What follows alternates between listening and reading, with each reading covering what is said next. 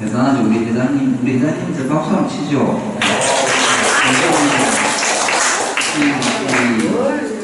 일주일마다 이렇게 합니다. 어제 강사 우리 저 대신 재무님이 이 공식적인 자리에서 이야기를 하는 프린트비하고 좀 주세요.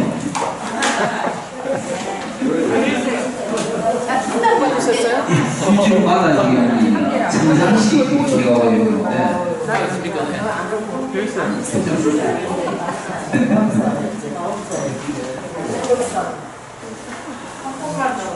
그죠. 수덕사 됐죠. 송강사 됐죠. 가무사 했죠. 수덕사 했죠. 이거 하죠. 다음 주는 또 치치사? 부석상 가기 일주일 전 주에는 해야 안 까먹고 미리 하면 다 까먹으니까 우리가 항상 가까이 왔을 때 해야 되는데 그래서 오늘 좀 여유가 있을 때는 오늘은 통도사를 한번 좀 보려고 해요. 우리가 이게 자꾸 다른 교구본사들을 보는 거는 이론을 공부를 하고 직접 가보면 좋은데 뭐 가보는 것보다 이렇게 화면상으로 공부하는 게 사실 더 자세히 봅니다.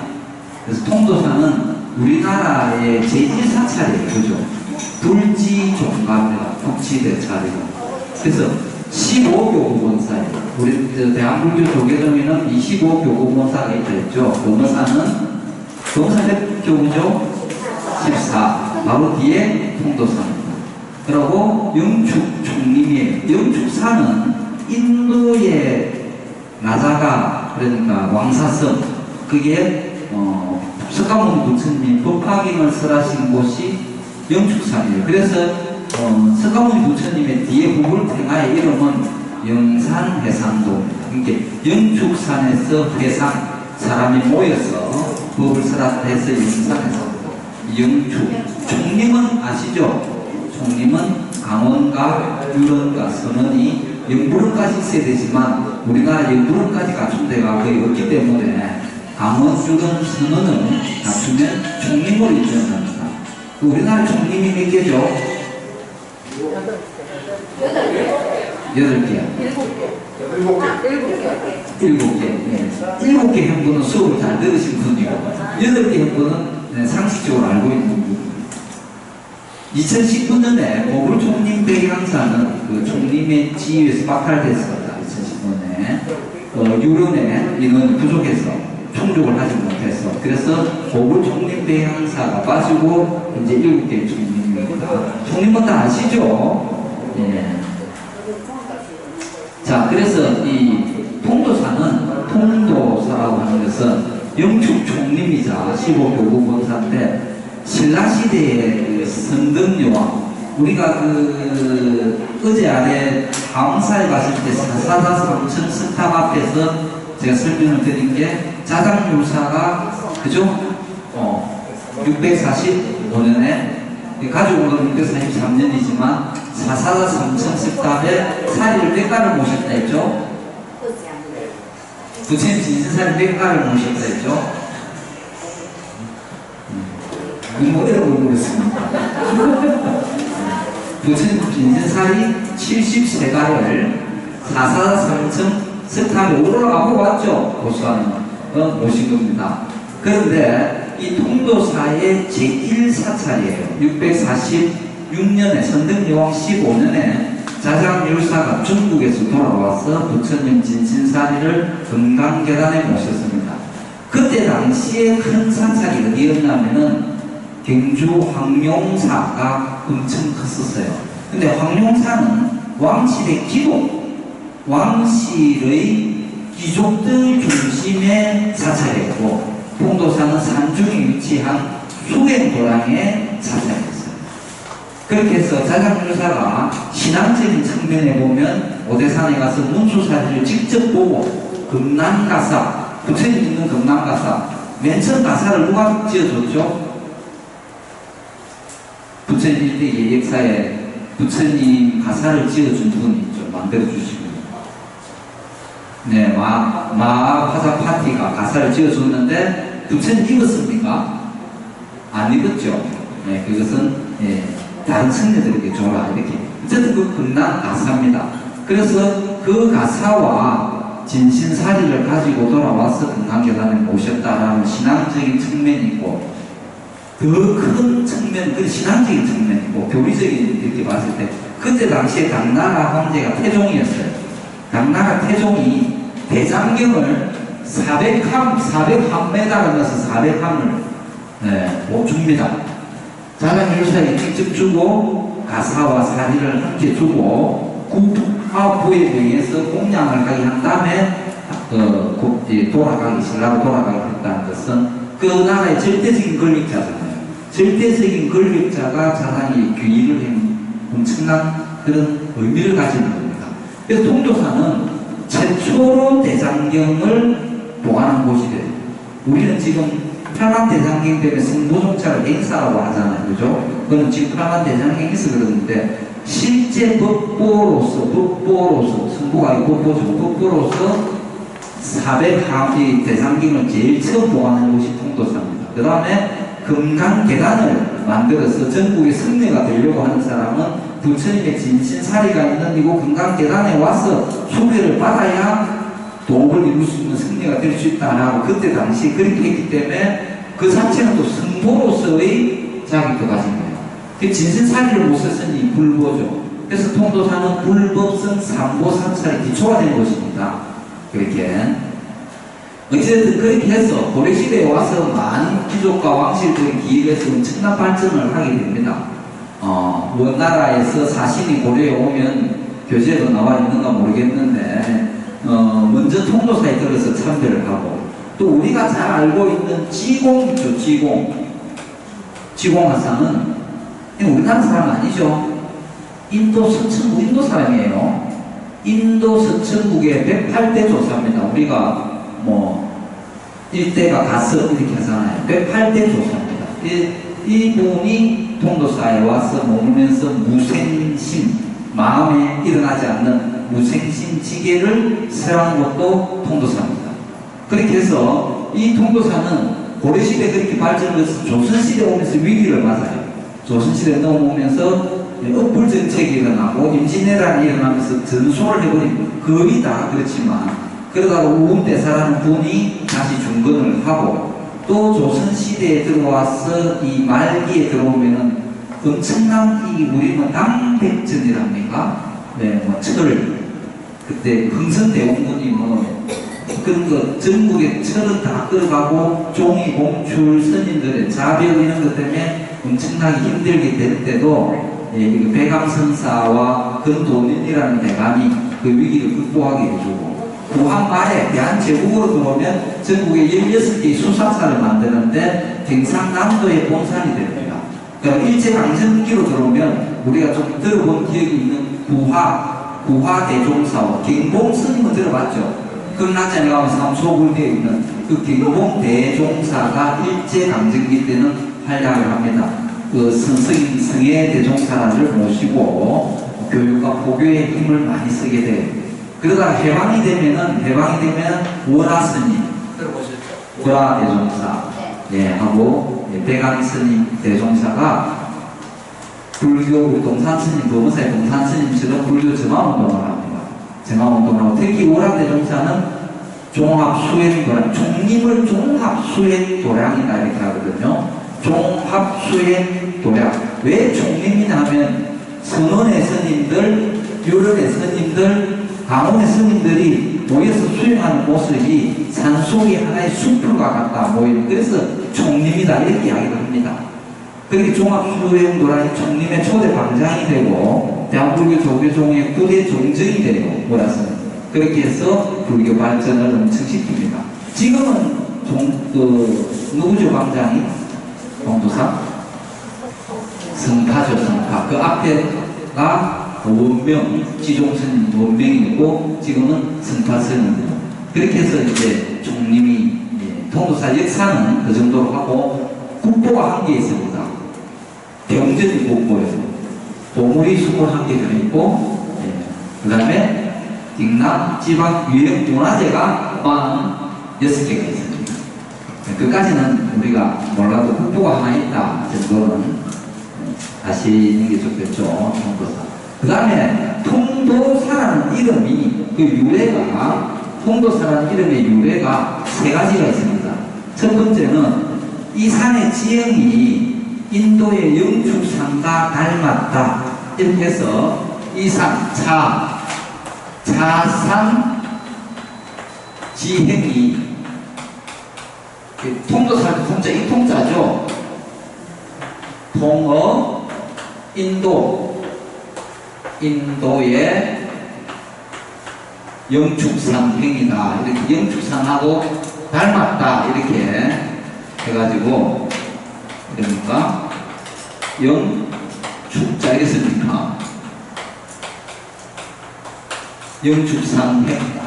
이렇게 해가지고, 여기에 통어인도 해서 통도사가 되었다. 이런 말이 뭐고, 두 번째는, 이 스님이 되기 위해서는 위성자라고 해요. 한자로 위성자. 스님이 되기 위해서는 통이도지라고 합니다.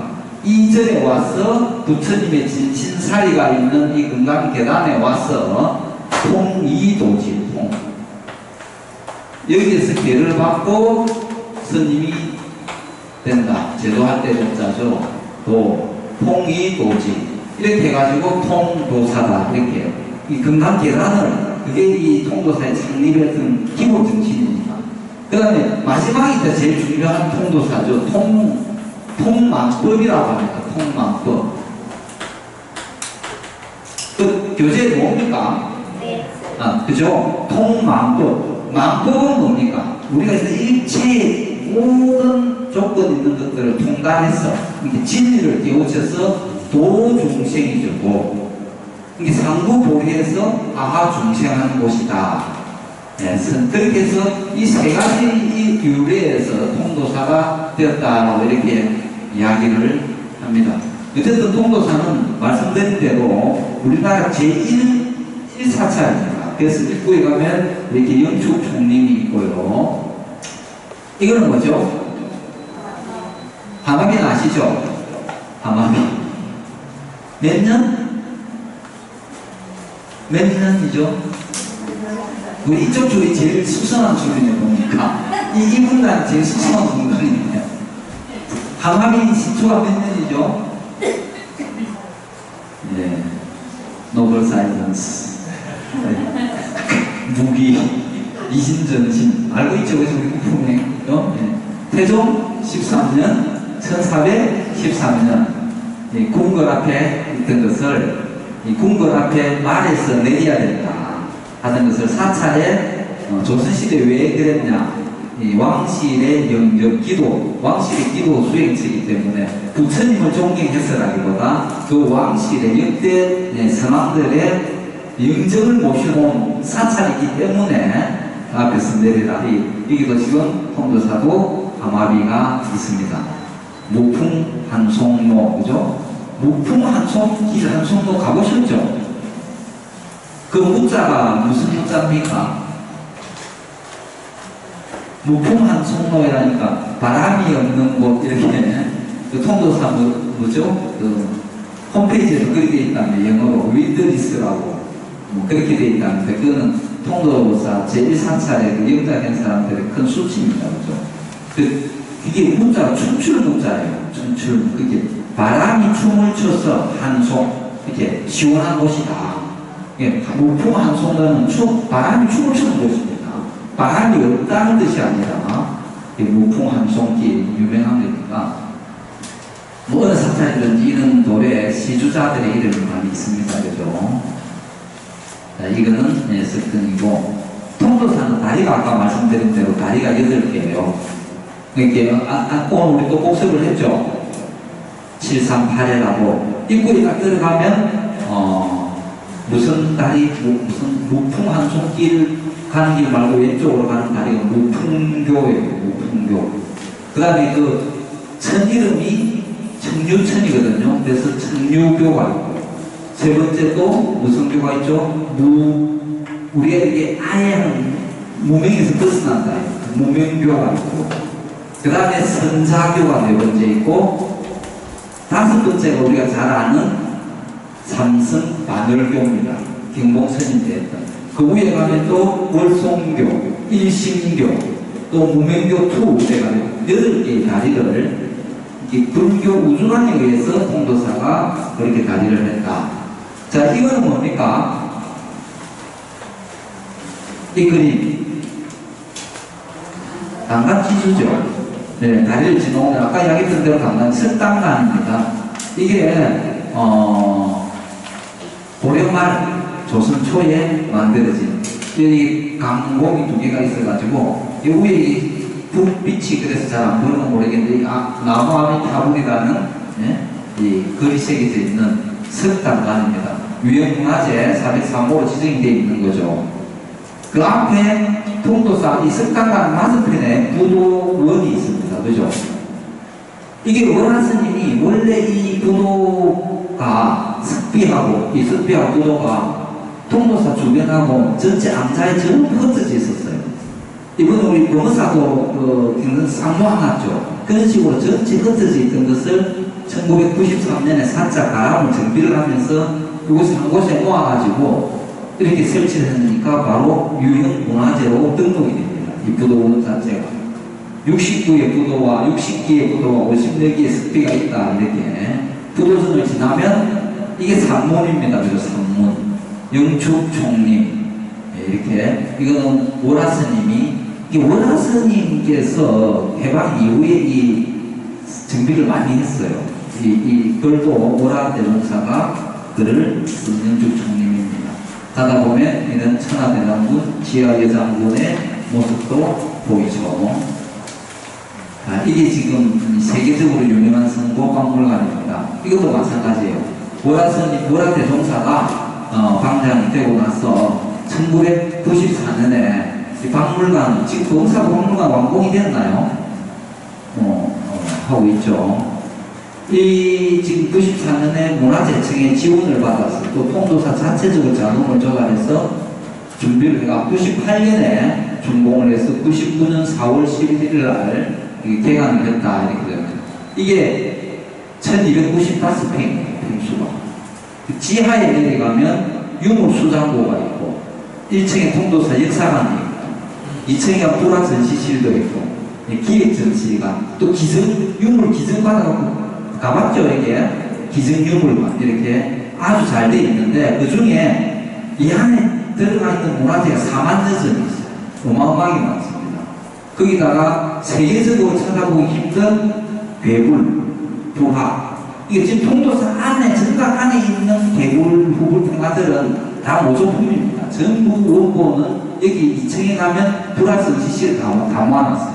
팔상성도부터 해서 저 뒤에 묘사나 삼종 불팽화 그런 원고는 이 안에 다 모아놓은 600여 점의 불화가 세계인들이 깜짝 놀랄 만큼 이 많은 자료를 모아놓은 제1사찰답게 성보박물관이 이렇게 되어 있습니다. 이게 그 삼성반월교죠. 삼성반월교. 이 삼성반월교는 경공스님이 쓰는데 이거 아치가 3개가 있죠. 이 일주문 넘어오는 길이잖아요. 이거 많이 들어봤죠? 이게 이 삼성반월교는 삼성이라는 별성자거든요. 이 마음심자를 가지고 이렇게 꾸미는 거예요. 이 마음심자에 이것이 제일 큰 아치고 이거와 이것을 가지고 이렇게 3개를 만드는 거예요. 그래서 이것을 일명 일신교라고 합니다. 일신. 마음을 하나. 그래서 삼성이라는 3개의 별은 삼법인을 이야기합니다. 무상고모하죠. 그래서 깨우쳐서 일심으로 깨우쳐서 번뇌를 다 버린다는 이 삼성 반월교입니다. 예. 지하여장군. 예. 관련 없습니다. 예. 맞습니다. 예, 그럼요. 이 모든 사찰이 그렇게 해먹듯이 예. 불교의 가르침하고는 전혀 관계없는 겁니다. 예. 사찰도 요즘 사업을 좀 해야 되거든요. 오면 볼거리도 있어야 되고. 자, 이 통도사는 일주문, 천안문부터 부리문 있는 데까지 이렇게 하로전, 그 다음에 이 하로전의 중심 건물은 팔상전이에요. 극락전하고 약사전 영산전 있죠. 그게 하로전의 중심 건물이고, 그 다음에 간흥전 있죠. 간흥전하고 그 뒤로 용화전, 그 다음에 대강맹전, 이게 중로전이라고 합니다. 이게 각각의 중요한 전각들이 하로전에도 하나의 사찰이고, 중로전도 하나의 사찰이고, 상로전도 하나의 사찰처럼 전각이. 하로전에 가면 극락전 있죠. 뭐 영산전 있죠, 약사전 있죠, 그죠? 중로전에 가면 대강맹전 있죠, 용화전 있죠, 그 부처님 다 계신. 상로전이 이제 대웅전이에요. 그래서 상로전, 중로전, 하로전 이렇게 이 부분을 그렇게 모시게 놓고 있는, 예, 어마어마한 대찰이죠. 건물이 총 65동이에요. 65동. 자, 그러면 이제 일주문에 들어옵니다. 이제 우리가 세신교도 등록도 다 해서 일주문에 들어오면 이게 영축산 통도사입니다. 영축산. 이 글은 흥선대원군이 쓴 글입니다. 일주문은 원래 조차는 1305년 천여왕 때 했지만 지금에 있는 이 일주문은 1770년, 그죠? 예, 두선 대사가 한 모습이고, 여기도 보면 이거 있죠, 이거 대신, 그치? 예. 동자주 할주입니다. 절대 안 가면 동자주, 예, 동자주, 할주, 이 처마에 내려앉음을 다 있습니다, 이거. 예. 그 다음에 이 일주 마찬가지로 일주 삼탄, 대삼기를 나타내는. 여기 보면 북지 대찰, 나라 안에 큰 사찰이고, 불지 종가다. 불지 종가는 알죠? 마다들, 종갓집, 이런 의미죠. 이것은 그때 당시 아주 유명한 서예가인 배강 김규진이라는 분이, 김기주인이라는 분이 사찰에 펜에 액조를 많이 썼습니다. 이것도 불지종가 하고 북지대찰도 김규진이 쓴 겁니다. 일주문 앞에 가면은 이거 혹시 보셨어요? 돌에다가 이렇게 새겨놓은 거? 이게 일제강점기 때 부화 스님 아까 얘기했죠. 부화 대종사가 쓴 겁니다. 일주문 앞에 이 통도사 가보면 이 두 개 양쪽에 좌우서가 있죠. 이게 뭡니까? 무슨 글자예요? 이성이죠. 이성. 다른 성이 동거 함께 사니 필수 반드시 화목해야 합니다. 다른 성들. 이게 성가의 제일 중요한 게 화목이죠. 제가 지난번 부산에서도 화목을 좀 강조를 하고 했지만 화목이 정말 중요합니다. 그죠? 우리는 이 인상이 강해가지고 옆 이웃집하고 싸우면은 아상이 강하면은 부부지간에도 욕하고 싸우고, 인상이 있으면 이야기했죠. 옆집하고 싸울 때 가족이 한패가 되고, 일본하고 중국하면 우리나라가 한패가 되고, 그죠? 나중에 외계인 침략하면 지구가 한패가 되는, 그게 인상이거든요. 중생상은 뭡니까? 살아있는 모든 것만 따지는 중생상. 공기나 물이나 이런 거는 신경을 안 썼죠. 옛날에. 뭐 공기는 우리가 문자니까, 물도 뭐 신경을 안 쓰고, 그래서 살아있는 우리 이 숨쉬는 것만 그렇게 간단한 생각은 그겁니다. 그렇게 상을 가지는 게 중생상입니다. 근데 결국은 그런 중생상 때문에 우리가 뭐 코로나19 뭐 이런 것들이 뭡니까? 다 그래서 온 거거든요. 그래서 넘어가는. 그 다음에 이게 광포, 원정. 광포는 뭐냐면 가사장상을 입는다 이 말입니다. 옷을 입고, 원정하면 머리를 이렇게 깎는다는 머리. 이게 이러면 출가한다는 말이죠. 다음에 상요, 청규다. 항상 필요한 게 규율, 예율을 지켜야 한다. 이런 것을 쓴 겁니다. 일주는 지납니다. 천왕문입니다. 천왕문은 문화재입니다. 문화재, 경남 유형문화재 250% 지정되어 있는데, 이거는 1337년에 이렇게 창건을 했지만 1713년에 불이 나요. 영산전하고 같이 불이 나서, 이게 영산전과 천왕문은 영산전 천왕문 양중창 경단학기라고 해서 같이 나옵니다. 이 같은 1714년에 영산전하고 같이 복원을 하는 겁니다. 통도사의 천왕문은 우리가 지금까지 공부했던 거와 다릅니다. 안에 이 비파를 들고 있는 그 밑에 딱 보면 다문천왕 해놨어요. 그 다음에 칼 들고 있는데 지국천왕 되어 있습니다. 뭐 이게 왜 이렇지? 우리 공부 다 했죠? 지문이 틀릴 수 있는데, 원래 통도사가, 포교사단이, 경남 포교사단이 원래 부산 지역 포교사단 안에 경남이 다 있었어요. 그러다가 경남 포교사단이, 분리돼 나가서 독립을 했거든요. 그 부산 포교사단에 있을 때 이게, 여기가 뭐냐면 지국천왕 붙어 있었어요. 여기가 정장천왕 붙어 있었는데, 경남 포교사단에 분리돼 나가니까 여기가 갑자기, 다문천왕이 되고, 이것이, 지국천왕이 통말을 바꾸더라고요. 저는 자주 가서 봤는데, 이게 왜 그러냐 그랬더니, 옮기는 과정에서 목장 유물이 나왔대요. 유물 안에, 여기에 이것이 다문천왕이라고 적혀 있었답니다. 어찌됐든. 이게 문화재니까 적혀 있는 대로 그냥 그대로 표현을 해주기 위해서. 불교 교리와 관계없이. 그러니까 우리는 뭐 그렇다고 이렇게 넘어가면 됩니다. 원래 미파가 지옥이거든, 그죠? 예. 그리고 이쪽 보면, 이것을 우리가 남방 정장천왕 되어 있고, 탑을 들고 있는 분이 서방 강목천왕이 되어 있어요. 원래 우리가 북방 다문천왕이잖아요. 통도사 가시면, 왜 이건 다르지? 라고 생각하시면, 제가 지금 말씀드린 대로 그런 이유에 의해서 이렇게 됐다라고 보시면 됩니다. 그 다음에 이제, 이 부리문도 경남지방유행문화재소 252호로 지정되어 있는데, 뭐 지난 시간에 했지만 원종 제1대가랍니다. 이 글은 송나라 이불이라는 사람이 친필로 쓴 겁니다. 원종 제1대가라. 이것도 일주문하고 같은 해 1305년에 초창을 했지만 뒤에 언제 중금이 됐는지 기록이 안 나옵니다. 대신 조선 중기 정도로 이유로 보고 있다. 부리문 안에는 지난번 수업 시간에서 조금 전에 오늘 복습하면서도 봤죠. 이렇게 코끼리와 호랑이가 이 부재들을 지붕의 무게를 하중을 더 받쳐주고 있는, 아까 이게 뭐 정보 다 이야기했습니다. 그래서 정도리. 예, 부리문을 지나가면 이렇게 호랑이가 있고. 자, 이건 뭐냐, 이것이 가람각입니다. 가람각 있는 거 봤죠? 어떤 데는 뭐라고 국사각, 해사 같은 경우는 국사각, 정경모주, 예, 그죠? 또 금강가야, 대가야의 어머니, 그죠?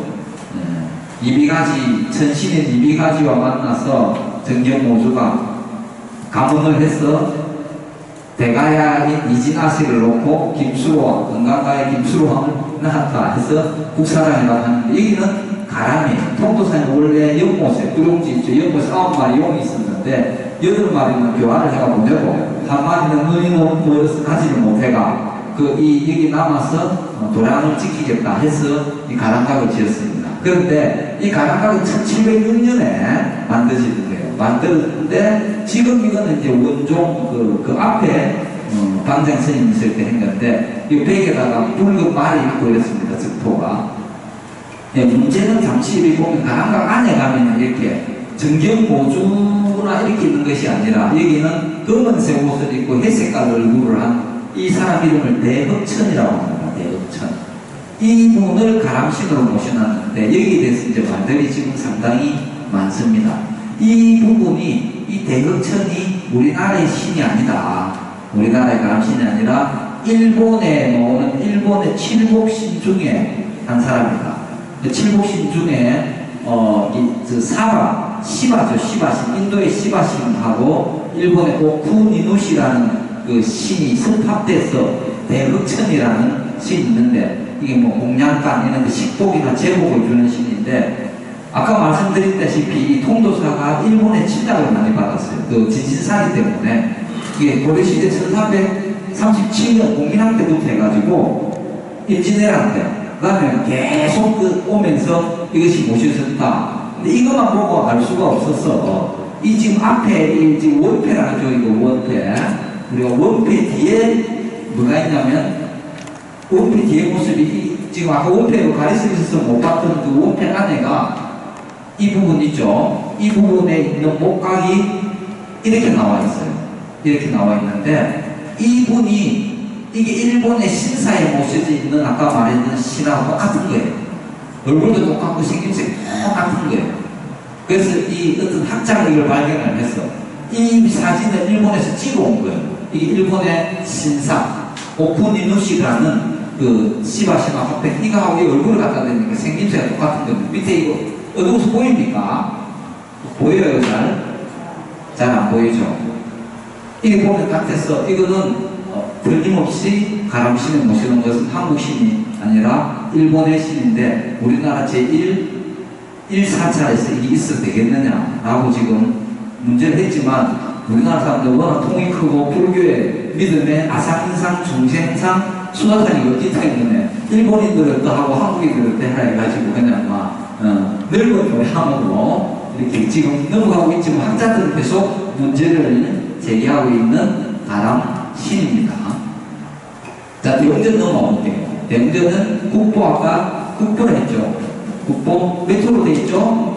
290호죠. 이건 원래 창건 때 640몇 년대에 되지만 지금 있는 건물은 646년 것이 아니라 임진왜란 때 불하고 1644년에 중건된 겁니다. 물론 기당부는 신라시대께요. 기당부는 돌은 불국사도 마찬가지고 돌은 남아있습니다. 자, 이 통도사는 크게 지붕이 여기도 팔짝이죠. 이쪽에서도 팔짝이 있죠. 그래서 팔짝 지붕 두 개를 병하면 전자행 지붕이다 이렇게 합니다. 전자 팔짝 지붕 건물 두 개를 병하면 전자행 지붕이다 이렇게 이야기를 합니다. 자, 그래서 통도사 대웅전은 아까 말했던 정밀보공인데 여기가 동쪽이에요. 남서북의 편판이 편익이 다 풀립니다. 진신사리를 모신 곳이고 이게 지붕에 보면 자, 남쪽에 보면 금강계단이에요. 그죠? 아까 그 동쪽은 대웅전, 남쪽은 금강계단. 여기가 원래 정면입니다. 정면 3칸, 측면, 아까 대웅전대에 있는 데를 측면 5칸. 그래서 15칸인데, 이후에 이거 뭐, 지붕 위에 뭐 보입니까? 지붕에 이거 보입니까, 이거? 불을 좀, 앞에 불만 끌 수 있나요?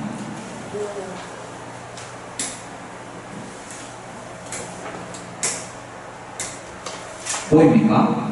안 보입니까?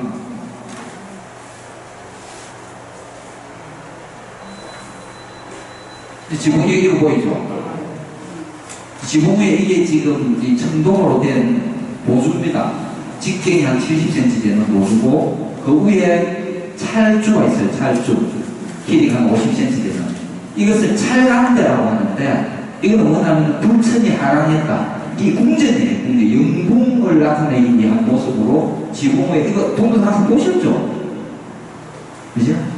우리 하김 선배님은 봤지만 다른 분들 안 본 분도 있죠. 그림 만든 다니도 이게 그래서 이거는 영궁을 나타낸다. 그리고 또 통도사에 가시면 여기에 이게 지금 뭐 이걸 막세기화하거든요. 마지막 끝나는 막세기화 위에 이게 보입니까? 이게 도장으로 된 연꽃봉우리입니다. 연봉. 이 지붕 앞에 이게 도장으로 연봉을 전부 장식해서 이 얼마나 대웅전을 이 건물을 지을 때 정성을 들였느냐 이것도 장식을 하는 거예요. 연꽃봉우리로 도장으로 만들어서 장식을 하는 겁니다. 이 남쪽에서 본 금강계단, 그 다음에 서쪽에는 대방강전, 그 다음에 북쪽에서 보면 여기 금강계단이 있는 여기는 정멸보고 보고서 시험 문제 잘 나왔죠? 이렇게 통도사는 대웅전에 이렇게 나타납니다. 이 대웅전 안에가 이렇게 돼 있어요. 여기 이제 이 안에는 불단이 없고 여기 유리로 뒤에 금강계단을 볼 수 있는 곳.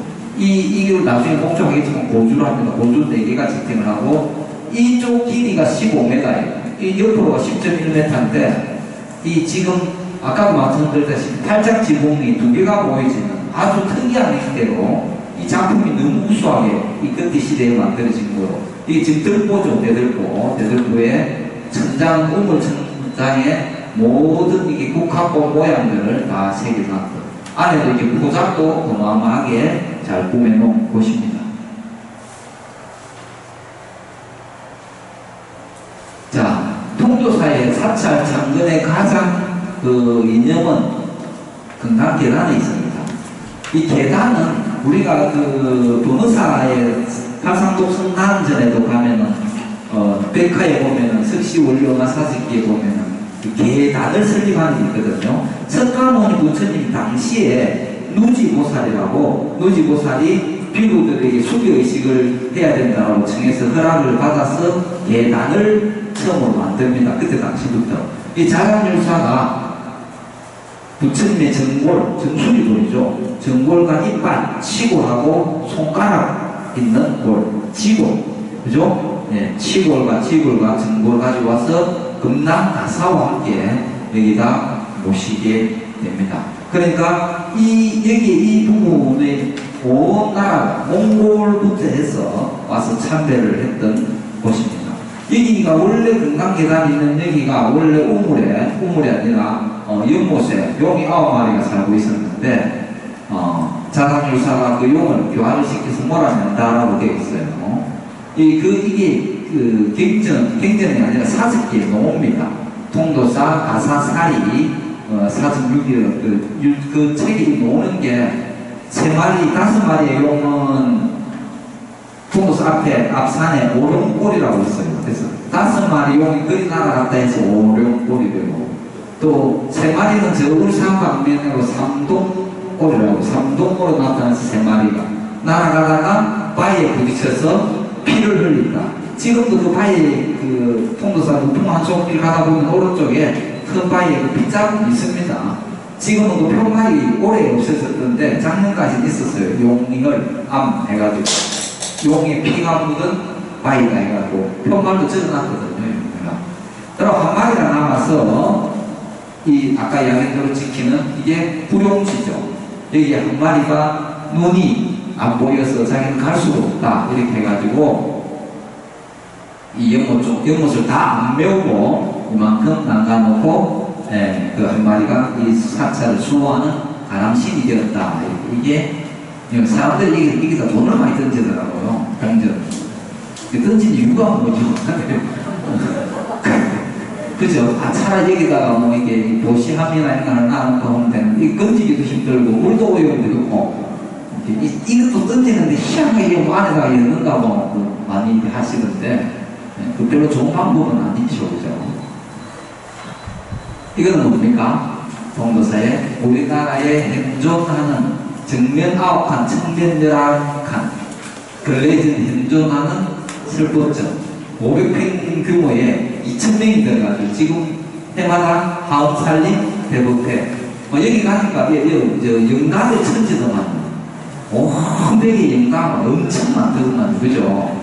네, 이 넓은 곳에 영감을 다 모셔놨으니까 저도 한번 우리 이 조상님 모신다고 봤더니 계란 2단을 막 이렇게 만대요. 이렇게 해가지고 가서 열심히 기도할 수 있는 좋은 곳입니다. 이렇게. 자, 이 살령각이죠. 이 금강계단 옆에 살령각. 우리 이 산신은 지난번에 이야기했지만 한계 약창기에 산신이 나오죠. 주산신이라고 나오죠. 주산신 중 주림신. 그러니까 이 불교에서도 인정을 해주고 있는 하음에도 나오는 하음성 중에도 나오는 겁니다. 이 산신각이 살령각이다. 살령각인데 산신만 모셔놓은 이렇게 탱합니다. 호랑이와 같이. 이제 호랑이 굉장히 순하게 나오죠. 호랑이와 같이 있으면 산신이고 호랑이가 없으면 나반존자. 어떤 분들은 이렇게 이야기를 합니다. 나반존자 빈두로 갈라타사다라고도 이야기를 하는데 독성에 우리나라에서 실제 천암선이나 이런 분들은 우리나라 당군이다. 당군이 이 산신이나 나반존자로 이렇게 표현이 돼서 나타난다라고도 이야기를 하고 있습니다. 어찌됐든 계단 성자예요. 성자. 자, 이게 왜 제가 찍어놨냐면, 이 통도사는 이 호랑이하고 좀 관련이 좀 있어서, 이게 응진전이거든요. 이 조금 지금 보이는, 이 밑에 이 응진전 앞에 이 돌이 있어요. 이게 호혈성입니다. 호혈성. 통도사는 지금 시간 관계상 이야기를 호랑이하고 좀 연관이 있어서, 배구남의 그 수행성이 있는데, 나무를 태워 가는 이 분이 그 스님한테 길을 잃고 하룻밤을 잤는데 스님의 독경 소리에 반해서 상사병이 걸려요. 대감의 규슈집에 가리. 그래서 식음을 좀 피하고 해야 되는데 완전히 몸이 이제 내일 모레 죽을 때 되니까 그 부모가 와서 스님 보고 딸을 좀 살려달라 했는데 스님이 거절을 해요.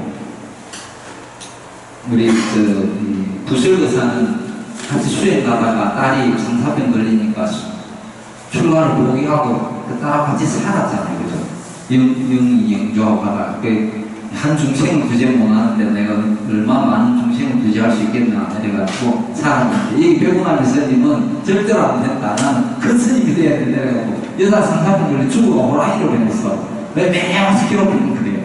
그래가지고 그 스님이 결국 물어가지고 산에 가지고 간다. 간단하게 이야기하자면 그래서 그 호랑이 기운을 막기 위해서 바로 호랑이 피 오해서 여기도 있고 극락전 이게 극락전 있는 쪽에 이렇게 보혈색이 남아 있습니다. 기록에 보면 사색기에도 이렇게 나오고 있습니다. 이렇게 이 극락전 앞에 보혈색이요. 가시면 우리가 겉으로 그냥 보는데 이렇게 한번 지금도 남아 있어요. 자, 그 다음에 삼성각입니다. 통도사의 삼성. 원래 우리가 삼성각은 지금 누구누구를 보시죠? 삼성에 산신, 칠성, 나한, 독성, 그죠? 그게 삼성이 가는데 원래는 그 부분이 삼성은 아니에요.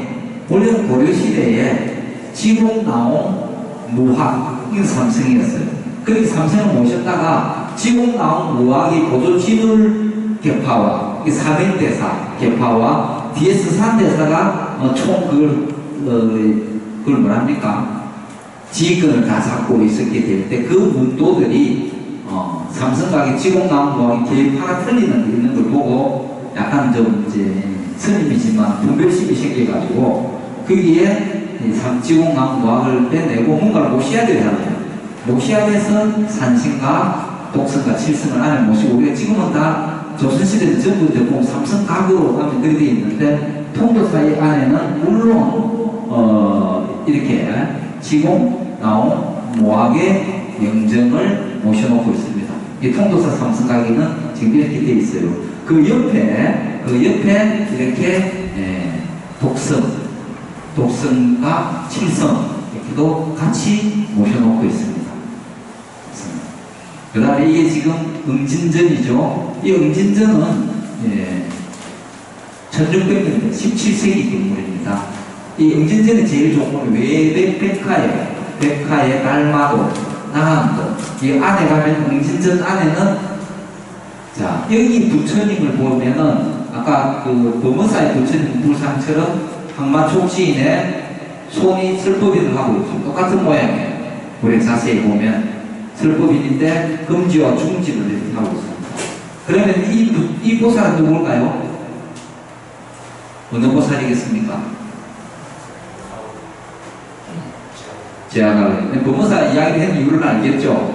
범어사와 같은데 대웅전의 제아갈라와 미륵보살 응진전 안에 뒤에 이렇게 백화들이 나암도가 1920년도 이렇게 나암도들이 엄청나게 응진전 안에 들어가면 멋지게 작품입니다. 그려져 있고 외백화에도 이렇게 많은 백화들이 울릉도, 백호도 이런 부분들이 많이 있습니다.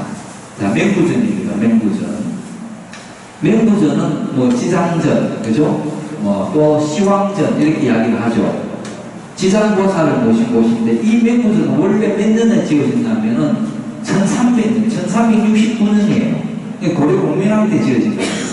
이 통도사는 1369년에 지어진 전각이 맹구전, 약사전, 극락전, 용화전 전부 1369년에 지었어요. 근데 이거는 화재가 1756년에 화재가 나서 모조리 불타고 그리고 1760년에 지었지만 또 화재가 났어요. 지금 있는 거는 1888년도에 명구전입니다. 명구전은 지장보살을 모시고 시황전을 모신 거. 그런데 여기는 원래 명구전 지장보살의 자heb시가 누굽니까? 자책heb시. 자책heb시. 무독교? 자척. 도맹존자. 우측이 무독교왕이죠. 무독교왕. 도맹존자 이야기는 아시죠? 도맹존자. 동맹존자가 죽었어. 이 저승사에 잡혀갔는데 자기가 죽을 게 아니고 동맹이인이 이제 중국의 영업사를 한옥이라는 데 놓았는데 자기가 죽을 게 아니고 저승사자가 이렇게 깨어있지를 않아가지고 정령 마인드 컨디션이 안 돼서 엉뚱한 사람을 잡아간 거예요. 그래서 다시 내려보내야 되는데 진짜 잡아올 때까지 기다리는 동안에 지장보살이 지옥에서 중생을 규제하는 모습을 보고 그게 활짝 반해서 이 생에 다시 돌아왔을 때 그림을 그리면서 항상 자기를 자체 캡시에다 연기의 동맹존자입니다. 무속기왕은 바라문이에요. 지장보살을 안내했다는 다음에 시간이 나면 뭐 그런 부분들 한번 이야기를 하겠습니다. 우입시. 근데 여기는 지금 상은 범인 무속 없이 이렇게 지장보살 존상만 모시고 이 시황전 위에 백화들 그 전가를 가면 이 위에를 잘 안 보는데 이 백화들 가면 수궁도 미나입니다. 미나. 수궁도 뭐 봉황도 풍교 야박도 뭐 이런 그림들이 조선시대 민화들이 다 그려져 있어요. 명부전에. 우리 용선 보기사님 지옥 다녀오고 계십니까? 철상지옥 알죠? 이제? 기왕전에 좌쪽에 그 135축을 모시고 우측에는 그 248 그렇습니다. 팔상전도 마찬가지입니다. 왜냐하면 항상 이게 이제 인도는 우측 문화예요. 우측이 1번입니다. 우측. 근데 인도 불교가 중국으로 오면서 중국은 자문화예요. 자책이 이렇게 이제 그걸 결기불교라죠. 중국의 전통 사상과 인도의 불교 문화가 습합이 된 그 불교가 우리나라에 전례를 하는 거예요. 그래서 우리나라도 중국 문화를 바탕으로 자가 중시된 겁니다. 자책이 중시된 이유는 그래서 우리가 우의정보다 자의정이 높죠. 뭐 그런 얘기. 그래서 항상 제1은 자처. 그럼 2는 우측이 와야 돼. 우리가 정일품, 종일품 이렇게 되잖아요. 예를 들어서. 그러면 종일품은 정일품보다는 낫지만 정일품보다는 높거든요. 일품이라는 게. 마찬가지로 왼쪽 1번이 오면 오른쪽 두 번째가 와야 돼. 그러면 세 번째는 또 자책이고. 그래서 자책이 1, 3, 5. 팔상전, 우리가 보고사 팔상전도 팔상탱하도 도솔레이상 여기 오면 비랑강세상이 오른쪽 이쪽에 삼원유관상 이쪽에 뭐 유승출관상 이렇게 1, 3, 5, 7, 2, 4, 6, 8 이렇게 나눠져 있습니다. 여기도 마찬가지예요. 1, 3, 5, 7 자처 우측이 2, 4, 6, 8 시황전 지옥 우리 용선보기사님 나이 왔던데 나이 오시죠? 우리 그죠? 6번은 보기사님 네. 지옥 이름 그 다음에 시황 이름 정도는 이제는 알아야 되겠죠? 도산지옥, 화탕지옥, 한빙지옥, 금수지옥, 발설지옥 그죠? 그 다음 뭡니까? 독사지옥, 거예지옥, 철상지옥, 풍도지옥 그 다음에 허강지옥 왕 우리 영선포기사님 왕이 제1번째 왕이 무슨? 네, 진강대왕, 초강대왕, 송제대왕, 오간대왕, 염라대왕 그죠? 대선대왕, 태산대왕, 평등대왕, 도시대왕, 고도전문대왕 이렇게 그 정도는 우리가 이제 알고서 가서 설명을 해주도록 합시다. 지사님 우리가 욕기 28천 새끼 28천 욕기 새끼는 몰라도 좀 시황선 정도 이렇게 공부를 많이 했는데 대신 선배님 맞죠? 그죠? 그 정도 우리가 알고 자 이렇게 명부전입니다. 그 다음에 이제 세조비각 오늘 조금 통도사가 긴데요. 한 5분만 더 인장을 할게요. 세조비각입니다. 이 세조비각은 우리가 하음전에 각항전을 세운 분이 누구죠? 기억나시는 분? 각항전을 세운 스님.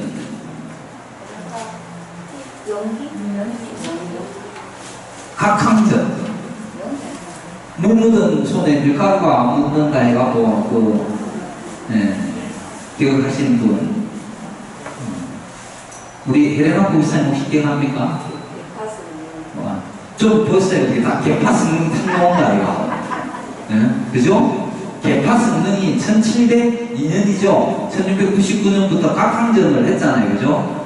그분이 각항전을 만들고 나서 통도사로 오신 거예요. 와가지고 1706년에 금강계단을 중수를 합니다. 중수하고 이 세조비각을 세워요. 그 다음에 각 학년 글을 쓴 분 기억나는 거. 각 학년 펜에 행조 참판 숙종대. 누가 말씀하셨는데? 네, 이진규. 그분이 같이 와서 세종비가 이 글을 쓴 겁니다. 그래서 여기는 뭐가 있냐? 비 안에 비가 들어있죠. 비석은 이 사리가 어떻게 들어와서 어떤 식으로 저장이 됐다는 기록이 다 되거든요. 세종비가. 그러니까 자장율사가 몇 년에 어디에서 가지고 와서 임진왜란때 삼행대사가 함을 부함을 만들어서 서산대사에게 보냈다가 하나는 갈반사, 정암사에 두고 하나는 다시 돌아왔다는 이 내용이 이 비각에 다 설치가 되어 있는 겁니다. 그 앞에 색등이고요. 이건 뭡니까? 계산조당. 통도사의 계산조가 누구죠? 자상이죠. 자상율사의 영정을 모신 게 이 안으로 들어가면 해상보강이라고 있어요. 이게 그 정문입니다. 요즘 우리 이리 안 가고 옆으로 해가지만 이 문을 무슨 문이라 하는 줄 알겠는 거? 소설 3문. 그죠? 소설 3문을 들어가면 이렇게 해상보강이 나옵니다. 우리가 해장기는 말을 많이 쓰는 거는 대장경을 모시는 곳은 용궁에 모시는 것과 같다. 그래서 해상보강 또는 바닷속에 많은 보물과 같다. 진경. 그래서 해상보강이라는 이런 말을 씁니다. 자장율사의 진정과 이렇게 대장경들이 해상보강에 모셔져 있습니다. 이건 뭘까요? 37 조도품 탑입니다. 초기 불교, 그죠? 초기 불교 수행 방법이 37 조도품. 맨 처음이 뭡니까? 사념처, 신수신법, 그 다음에 사정근, 유리단, 단단, 그죠? 수호단, 수단, 이게, 악은 살아서 생기지 않는 악은 생기지 않게 하고, 생긴 악은 줄어들게 하고, 생기지 않는 선은 생기게 하고, 그게 이제 사정근이고, 그 다음에 사여의족입니다. 그죠? 용여의족, 내가 바램을 세우는 거, 그 다음 정진여의족, 심여의족, 그죠? 사유여의족과 오근, 오력, 칠각지, 팔전도까지 모으는 거. 오근도 이렇게 보면 우리가 처음에 영근, 그죠? 정진근, 그 다음 오죠? 신근, 영근, 정진근, 정근, 애근, 오력, 칠각지, 영각지, 택법각지, 그 다 공부했습니다. 그죠? 그게 뭐는 37조로 탑. 이게 이제 이 탑은 신라마을 고려처럼 봅니다. 이 부제들이 다 흩어져 있던 것을 오라 스님이 부제를 모아서 1991년에 지었는데 원행 복구를 원하고 4층과 5층은 찾을 수가 없어서 새로 만들어서 올린 거고, 이 안에 진실살이 2가가 있는데 이거는 황룡성도층 목탑의 신초석 안에 있던 진실사리를 국립종합박물관에서 이원해서 이곳에 지금 사리를 모셔놓은 곳입니다. 이게 진실사리가 들어있는 5층 스탑입니다. 문화재로 지정이 못된 이유는 이 자체가 없어서 원상 복귀가 안 돼서 문화재로는 지정이 안 됐습니다. 가능전 앞에 석등, 가능보살, 그죠? 이 석등을 보면 이 석등에 띠가 있죠. 이렇게 띠가 만든 것은 고려시대의 특징입니다. 석등은 우리가 광명등이라 했죠. 함사각항전 앞에 석등이 엄청 제일 큰 석등이었고, 이게 4개의 창, 사성제, 8강이 기둥, 발전도, 그리고 복년, 악년, 이렇게 이야기를 했습니다. 광명등이다. 지혜를 밝히는 무명. 이게 고려시대의 형태의 탑인데, 이 탑의 형태가 바로 이 동발탑입니다. 이 지금 동발탑에 보면 띠가 있죠.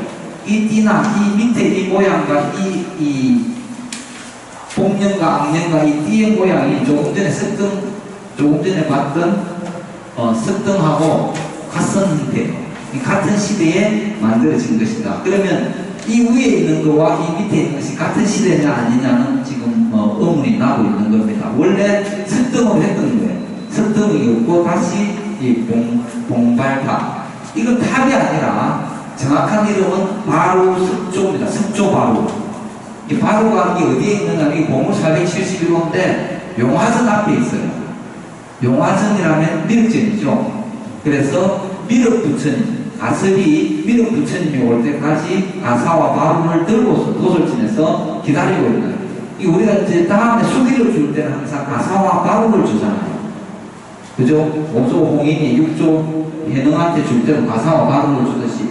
그래서 봉발, 탑이라고 이러는 명칭은 문화재칭이 되어 있지만 정확하게는 탑이 아니라 석조 바울로 보는 게 맞다라는 개념입니다. 고려시대 때. 여러분 이게 용화전이죠. 용화전은 미륵 부처님을 모시고 미륵 부처님이 이렇게 호분치를 한 겁니다. 석조예요. 석조에 호분치를 해서 미륵 부처님을 모신 전관입니다. 미륵전에 가서 혹시 보시면 미륵전 안에 특이하게 우리나라 전각 중에 안에 서육이라고 아시죠? 삼장법사가 총호공하고 접할기하고 그 내용이 여기에 서육이가 총 100회분인데 그 중에 6회분이 여기 백화에 나옵니다.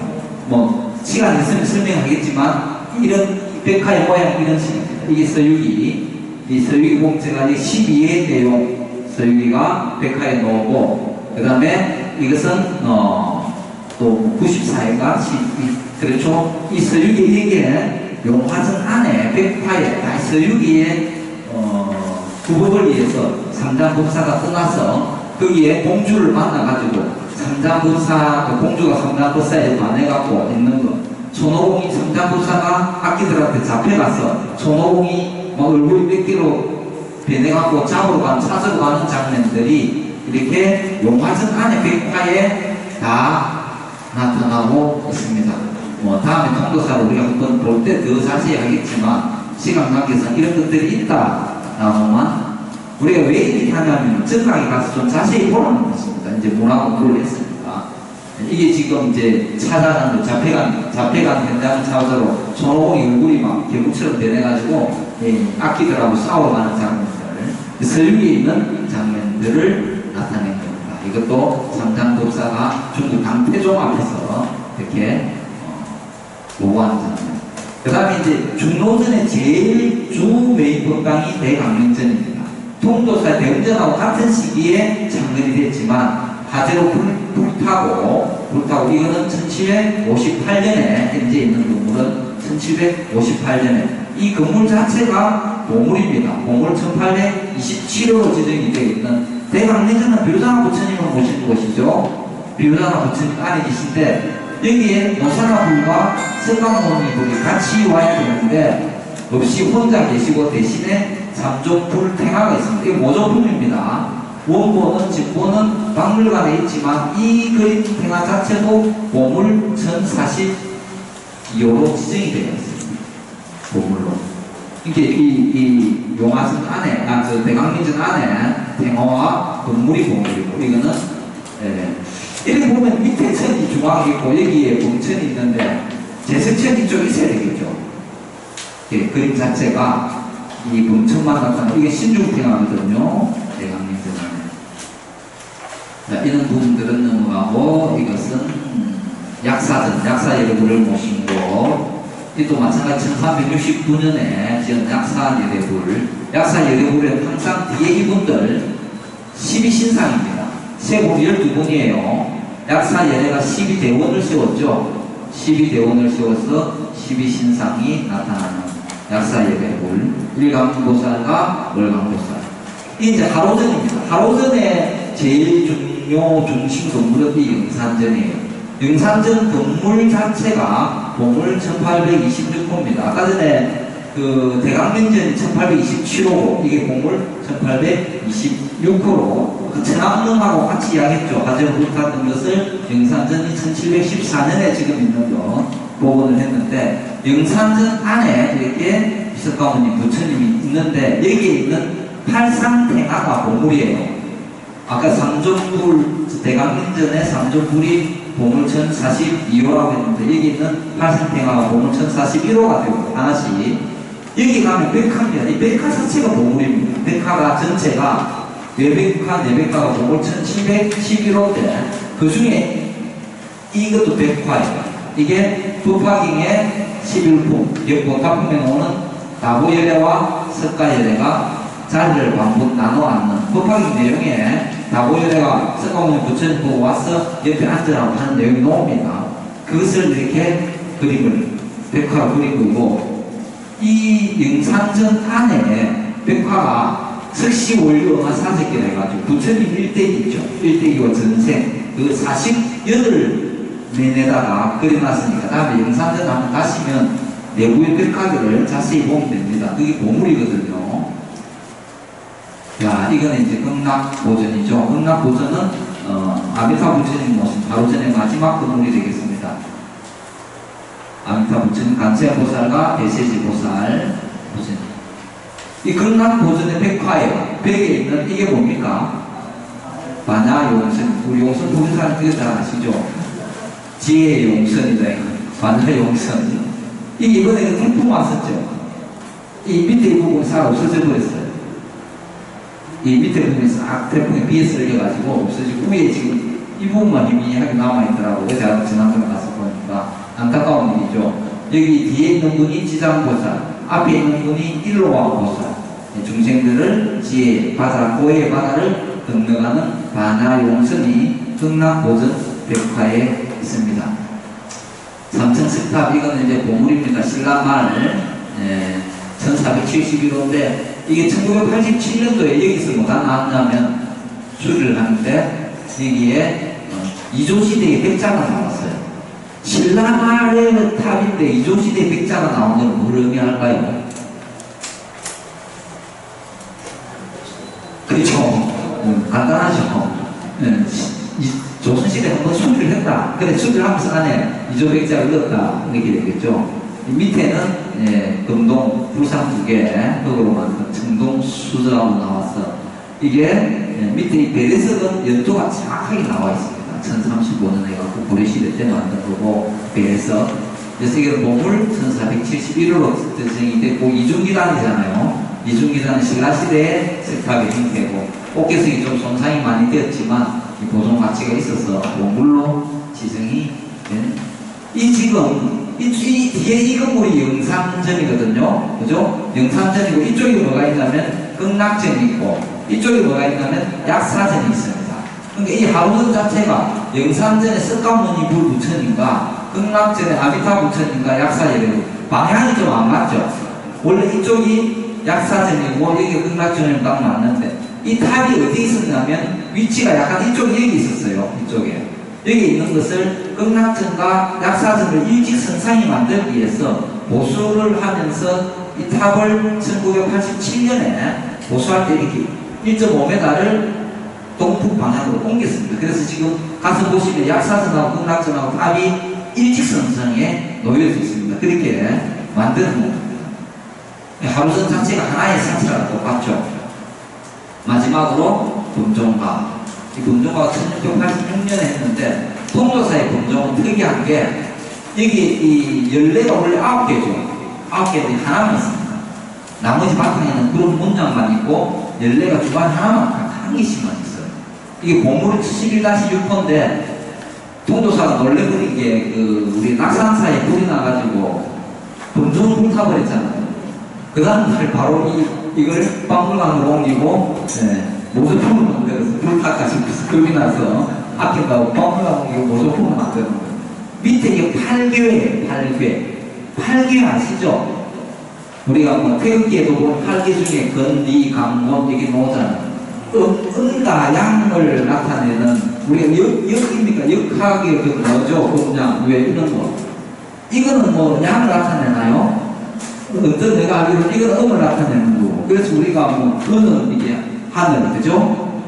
이 맨 마지막에 까는 이 세 개잖아요. 이 음이고 이거는 양이고 그래서 중간에 보면 음 있고 뭐 양과 이런 식으로 해서 8가지 뭐 이런 식으로도 있고 그죠? 이 8가지 모양으로 나타낸 이게 8개가 밑에 이 모양들이 전부 돌아가면 8개의 모양을 나타냈습니다. 이 태극이잖아요. 태극이 그죠? 음과 양 이렇게 나눠서 다시 이렇게 사상으로 가고 사상이 등분해서 뭐 8개로 가고 하는 게 주역입니까? 여기에 그게 뭐는 그런 것을 응용을 해서 음양의 조화 우리가 북고에도 음양의 조화를 하듯이 이 범종에도 그런 것을 했다라고 들었습니다. 고일설 마지막으로 다행이죠. 여기까지 오늘 좀 좀 늦었죠. 제가 15분이나 늦었네요. 지중환 씨가. 통도사가 오늘 144가 많아서 대충 봤는데도 그렇습니다. 밤늦게까지 수고하셨습니다.